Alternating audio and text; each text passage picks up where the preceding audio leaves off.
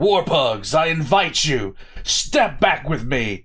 Throughout the sands of time, let us rewind the clock and understand that the Russian Navy has always sucked. Now, this is the history of everything. I've been looking forward to this one for quite a bit of time now. I have really, really been looking forward to this one. You guys have told me over and over again, you need to watch this one. You need to see this. You need to understand this. Guys, this is something I have come to grips with a long time ago. And every single instance to where I have, thought, maybe things have changed or blah, blah, blah, blah, or maybe there was a period of time where the Russian Navy really wasn't ass, except for, I'd say the 60s and 70s and a little bit of the 80s. Something else comes out and just makes me just utterly shudder in horror at the concept of being on one of these boats. But today, the history of everything is going to teach us a little bit about the Russian Navy that maybe I don't know, and maybe you don't know. In either case, prepare to laugh, prepare to cry, but mostly laugh. Anyhow, we're going to get into this. This is the Russian Navy Sucks Part 1. This is the remastered edition. There's nothing like a good remix. Let's get into it. All of History of Everything's links are going to be in the description down below, so go and check them out if you haven't already. They deserve some more subscribers. Subscribe to me if you haven't already. Let's jump into it. So last week I clicked on the first video on my series on the Russian Navy, and, well, to be honest, I couldn't listen to it for long. I am very sorry I put you all through that absolute horror show that looks like it was made on a potato and sounds like I was sitting neck deep in a human-sized jar of Vegemite. So without further ado, and given the fact that my new PC has finally arrived and I can put this up in 4K, hooray! I present to you the Voyage of the 2nd Pacific Squadron, the Voyage of the Damned, with some new bits, but most importantly, new audio. Oh God, it's about this. It's about this. Warpugs, I have talked about this before. Now, I knew about the Baltic Fleet. I thought I knew how bad it was, because I had essentially a better than Cliff Notes version of the Baltic Fleet, but my God, I didn't know it was that bad. This is I think the third time I've heard this telling. You guys want me to check out Drachenfels on this, but oh my God, here we go. If you've never heard this story before, buckle up, Buttercup. It gets dark. I wanted to celebrate getting close to 50k and really sort of hitting that milestone that I originally set out to hit when I first started. So thank you all. I will put this out as soon as I have it finished, and well, all I can say is, and then it got worse. Yeah, that's an accurate statement. They're kind of cool. They do cool things, and they allow countries to be big boys on the world stage. But Russia, they never really got the whole Navy thing down well, with a few exceptions. From there, it's, well, a litany of utter incompetence, disaster, and misery. Yep. Right up through the Russian Imperial Navy, the Soviet Navy, and to the modern Russian Navy, which you can draw parallels between all three services as they are built off the same bricks. So hold on to your hats, get a drink, sit down, because as you all know, and as the saying goes when it comes to Russian naval history, and then it got worse. Yes.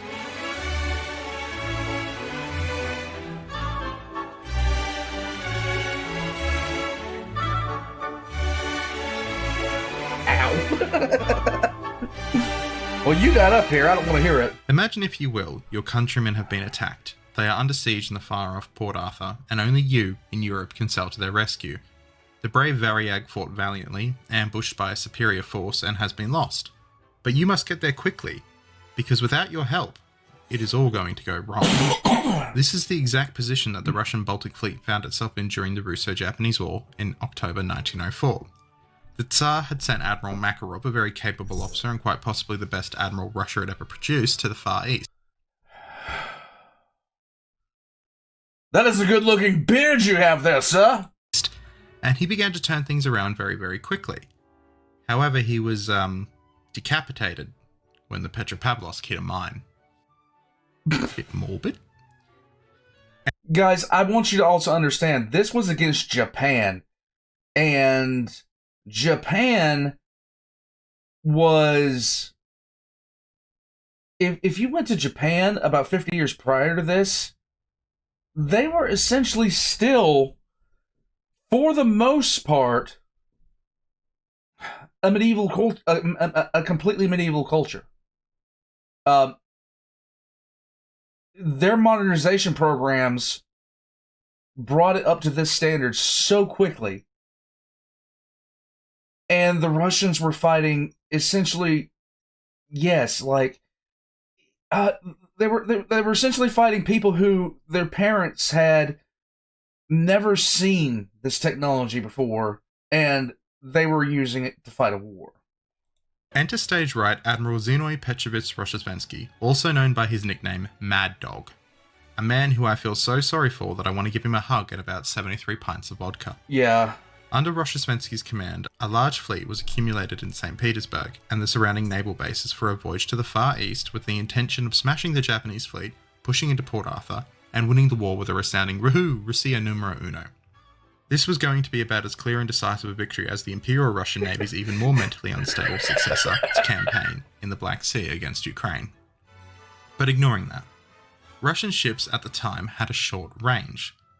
They were mostly built to French designs, the battleships at least. There were some native designs as well and also built in US yards, but the battleships, the core of them being the Borodino class, were built to French tumble-home designs at the time. Suffice it to say, they're not the most buoyant. Russia also had no refueling ports between Europe and Asia, the Asian port itself being, Port Arthur, the one that's under siege. Russian ships were all designed for Russian waters. Shocking, I know. Cold places. But that wasn't important. It was time to smack Japan silly and win the war. Yeah! The greatest thing that the Russian Navy had going for it was Admiral Rozhesvensky, and the fact that he wasn't corrupt, which is somewhat an ingrained tradition in the Russian naval command structure. Yeah, no kidding. And he was actually competent. This again is somewhat of a rarity in Russian upper command structures. Totally wild. A Russian commander who isn't incompetent? Say it ain't so. And Admiral Rozhesvensky would also beat senseless, yes, with his fist, anyone who severely annoyed him or mildly ticked him off. And so, on the 15th of October 1904, 45 Russian ships with chartered freighters following them set sail for the Far East. Well, west. They had to go west first to go east. It's a whole thing, don't worry, look at the map. Yeah, However, before the ships even left, the new battleship Orel, Eagle, had a worker remove a panel in its hull and go home for the night. Ignoring the fact that boats do in fact need to be watertight, the ship promptly sank at its mooring. Just for fun too, there was a second ship in the squadron also called Orel. For reasons. So the fleet set sail. A fleet including ironclads, modern pre-dreadnoughts, an aristocratic yacht with a gun bolted to it, a hospital ship, an icebreaker, which is going to the tropics. Okay. And a smattering of new and newish cruisers, including the very sexy Aurora, which I will take any chance I can to show off on this channel. Oh, and by the way, these crews were mostly conscripts from Central Russia. The famously aquatic Central Russia. And most had never even seen the sea before. And they were commanded by captains who would like to anchor their ships behind cruisers so they could leave and go and get drunk for the night without Rozhesvensky noticing. These ships were provided with enough ammunition for a major battle with a little extra. So gunnery practice, not necessary and not expected. The ships left harbour. Well, some of them. The flagship immediately ran aground and a cruiser lost an anchor, no idea how, and a destroyer rammed a battleship, but the ships finally left harbour. And then as the fleet was beginning to pass None of this is a joke. This all happened. Denmark, a crisis happened. Random sailors began to start screaming that they were all doomed because Japanese torpedo boats were waiting near Sweden to kill them all. Geography not being a Russian strong suit even to this day. And so the fleet then began accidentally ramming Danish coal ships, trying to refuel them. And another ship had a lifeboat fall off. It just fell off. The icebreaker then proceeded to be handled so poorly and flopping around so much in the sea that Rozhesvensky started shooting at it to send it home. We have not passed Jutland in Denmark yet. Now, some people try and defend this insanity by pointing out that the ships of the Imperial Japanese Navy at the time were all largely built in Britain. This is true. However, I challenge you in secret to crash build a fleet of torpedo boats and ship crews from Japan to Britain to man them in 1905 before the 2nd Pacific Squadron has sailed, which it sailed on, essentially crash sailing through an emergency. It's not exactly going to work. Admiral Roshesvensky would then try to calm everyone down by giving the simple order that no vessel should be allowed to get in amongst the fleet. This order went out just as a fishing vessel carrying messages from the Tsar arrived to tell Roshesvensky that he had been promoted.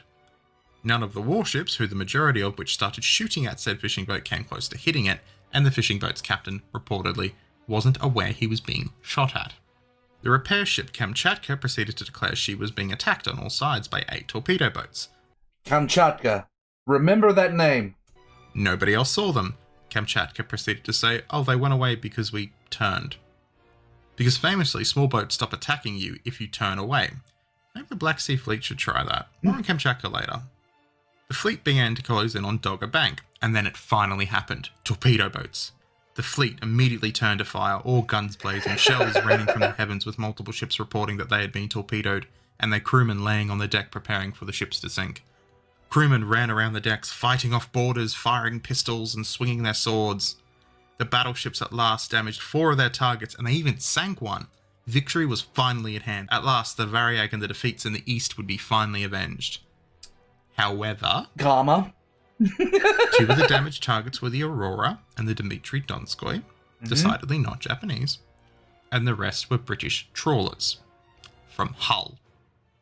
Many of the ships had fired off all their ammunition and hit nothing. The British public was so annoyed that they wanted a war because they could not believe someone could be so monumentally stupid and pig-headed, and that this was in fact an accident. I, in multiple instances, do not like to attribute to malice what I can attribute to sheer incompetence. But my God, man. My God. The entire Royal Navy in Europe was put on standby, and they outnumbered the Russians at least 4-1, with Admiral Beresford commenting that he would only use 4 battleships to sink the Russian fleet based on the caliber of their gunnery, as any more would be simply unfair. Admiral Roshesvensky decided that it was maybe time to leave European waters, but he did dock first and ditch as many horribly useless officers as possible, including a particular captain who he wanted to beat senseless on the bridge of his flagship a couple days earlier. He went back to St. Petersburg to get reinforcements. The fleet then split, with the older ships going through the Mediterranean via the Suez Canal, and the newest and fastest Russian ships going around the Cape, with both fleets then meeting in Madagascar. A little bit of thing that he missed there, the British quite literally chased the Russians, and they got held ransom. The Kamchatka now appeared, saying she had been attacked constantly, and fired 300 shells against 3 Japanese ships. These Japanese ships included a Swedish merchantman, a French merchantman, and a German trawler. She didn't hit anything. Oh, and as the fleet left Tangier, a ship broke the underwater telegraph cable with its anchor. So, Tangier could now no longer talk to its ruling colonial capital city. Given that Kamchatka had done her level best to start a war with 3 out of the 4 largest naval powers on Earth, the United States being the only one that wasn't included, Roshesvensky now decided the Kamchatka best stay close to the flagship, so he could periodically scream at it and throw his binoculars at it. To avoid constant refueling, the Russian ships would store coal quite literally everywhere, including crew quarters, corridors. Pretty much if you've got an empty pillowcase, you're putting coal on it. And therefore, the ships would be turned into fuel-air bombs. And remember how the ships were designed for the cold. Believe it or not, it's quite hot in Africa. And crewmen would then start dying from the coal dust that was literally everywhere, including inside their lungs. Who would have thunk it? A storm suddenly hit the fleet, and out of nowhere, Kamchatka said alarmingly, "Do you see torpedo boats?" Near Africa. At about this point, Admiral Roshesvensky began to develop nicknames for ships and captains who particularly pissed him off. Some highlights include the Slutty Old Geezer, the Brainless Nihilist, also known as Twitter, and other colourful ones, including the Lecherous Slut, aka the artist formerly known as Kamchatka. When a ship particularly annoyed Roshesvensky, he put it in the naughty corner, aka he just put it behind the flagship, and proceeded to use a yieldy microphone to scream at the ship while throwing binoculars at them. His staff had thankfully bought 50 pairs, and it is said to this day you can track the progress of the fleet across the bottom of the ocean by finding binoculars. That is a joke. Someone will take that literally. That's a joke. I don't care if you take it literally or not. That would be so fucking hilarious. Could you imagine 50 years from now, some bored billionaire decides, I'm just going to track the progress of this fleet by finding the binoculars and geotagging them. As Rossosvensky's squadron grounded Cape Town, he found that the captain, who he had managed to piss off back to St. Petersburg, was coming with reinforcements in the form of the 3rd Pacific Squadron, which was entirely comprised of ships known as the Sink by Themselves Squadron. Rossosvensky proceeded to refuse to tell anyone where he was, so that they would not be able to rendezvous or find him in the slightest. The admiral in charge of the 3rd Pacific Squadron therefore received the following order. You are to rendezvous with Admiral Rossosvensky, whose route is currently unknown to us. Right about now, the ships were passing South Africa, and the British commander in Durban warned the Russians, just in case they got a little scared, that British fishing boats were out and about. Just to avoid them being scared senseless. Just to News avoid that, filtered yes. through as the ships arrived in Madagascar that Port Arthur had surrendered and the Russian ships there had been sunk. This was a tremendous blow to morale. But now, it's quiz time. Will the Russian fleet in Madagascar do the following? A. Wait patiently. B. Relax their crews and train a bit. C. Start a floating zoo, including having poisonous snakes attacking the crew, a crocodile on board, and a collection of monkeys while also doing exercises and accidentally shooting the Aurora during a funeral for a dead crew member. If you got C, you win a bicky. Somebody sent Admiral Rossosvensky a parrot at this point, and the parrot proceeded to learn every single swear word in the Russian language, while the flagship itself was overrun with chameleons. Yeah. I suppose at least you wouldn't be able to see them, so if you pretend really hard, the problem just sort of goes away. True. The poor Aurora became so full of creatures that the crew was refusing to sleep due to a Hold on a second. My wife is calling me. My wife calls from 10 feet away. fear of becoming food. At about this point, the fleet's cold storage broke down, and hundreds of tons of rotting meat was thrown overboard. This therefore added the aquarium to the floating circus sitting in the harbour, as it attracted all manner of sharks and other sea creatures. Admiral Rossosvensky would get very, very sick around now, and his chief of staff would proceed to have a brain hemorrhage. Stress definitely not being a factor, and as the old saying goes, their injuries were definitely not service-related. Exactly. So the ship stayed in harbour, and every single STD known to humanity became commonplace amongst the fleet. Hooray! But don't worry, it got a lot worse, as religious zealotry, mental breakdowns, and revolutionary talk became commonplace throughout the fleet.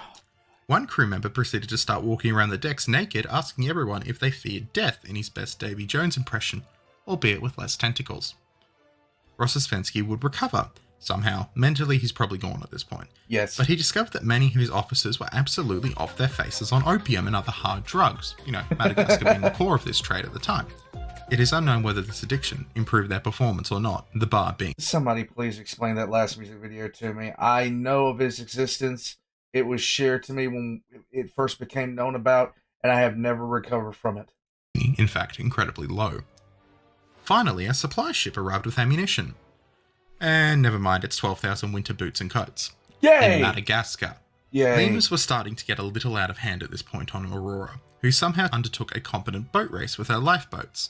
Aurora in general is an example of competency during this fleet, and honestly, it did not deserve this shit. What Aurora goes through makes me understand why it started the bloody revolution. More friendly fire later, including a nearly torpedoing of a destroyer and a signal from Kamchatka saying, "Oh no, I'm sinking," probably making everyone happy, and finally the fleet would leave port. The ships then met with the Admiral Gorchakov, excitedly ready for letters from home. The crew then discovered that the letters that they had sent from Madagascar, aboard the freighter, were still there. The freighter having gotten lost, sailing in a big circle, and then coming back. Sadly, the inevitable happened on the 11th of November 1905. The 3rd Pacific Squadron found Rossosvensky near Vietnam. And oh boy, they were even more useless. Rossosvensky was completely at his wits' end at this point. He wanted to resign, he begged to resign, he was completely done. And the Tsar promptly said no.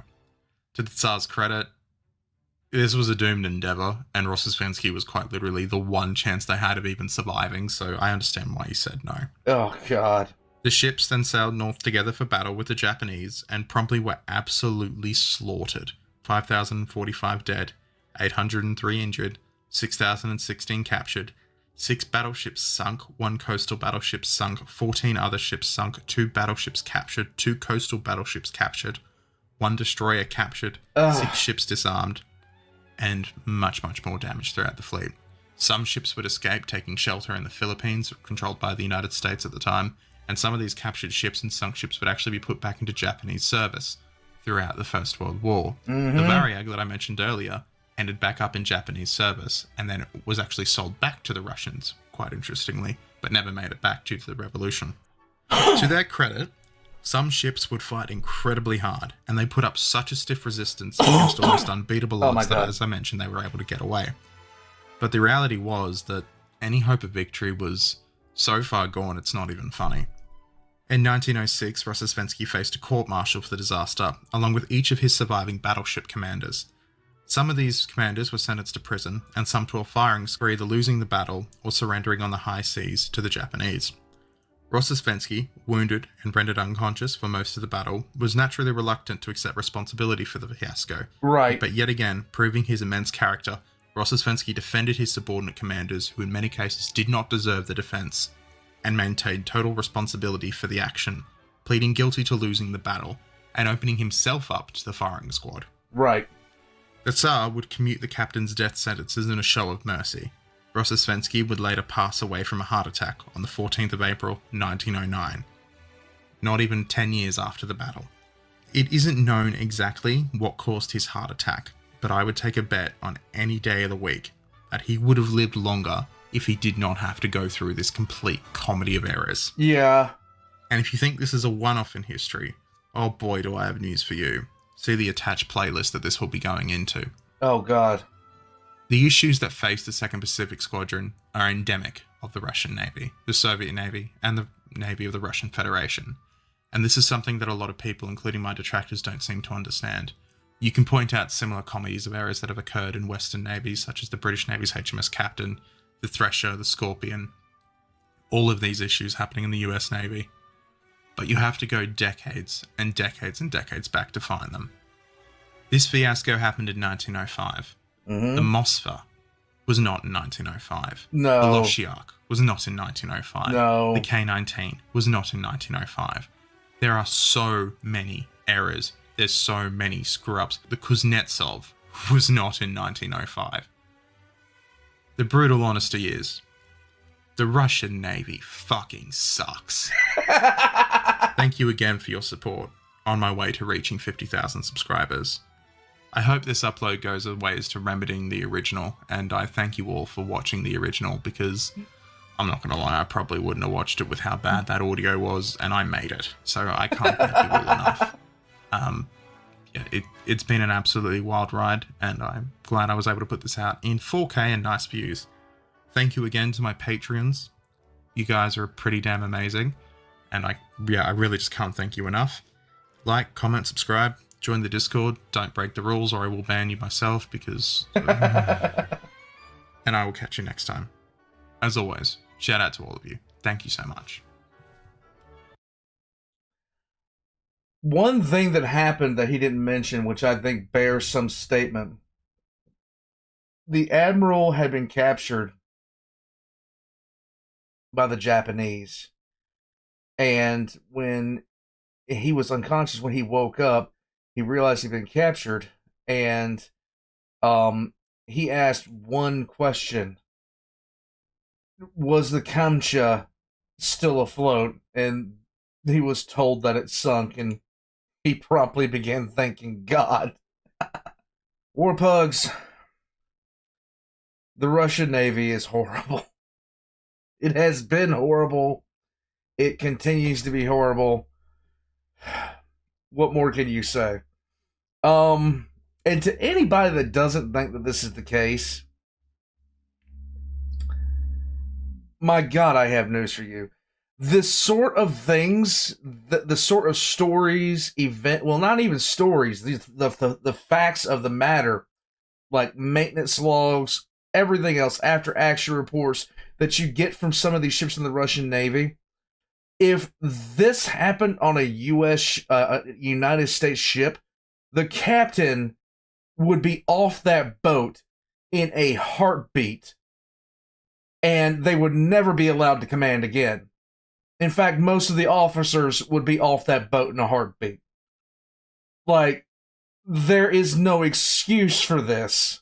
There was no excuse for this to be as bad as it was, but it just showed a flaw in just military thought that even today they still have.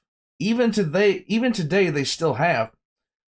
When he said they were conscripts drawn from the center of Russia, he wasn't joking. They had never seen the sea. And there they were on warships. Didn't know how to fire the guns, didn't know how to work the systems half the time. And these problems just haven't gone away. Warpugs, gonna head out from here. All the history, everything's links in the description down below. Make sure you click them, check them out, subscribe to him. Check my links in the description down below as well. I'm just gonna thank God I never served in the Russian Navy. I'm out.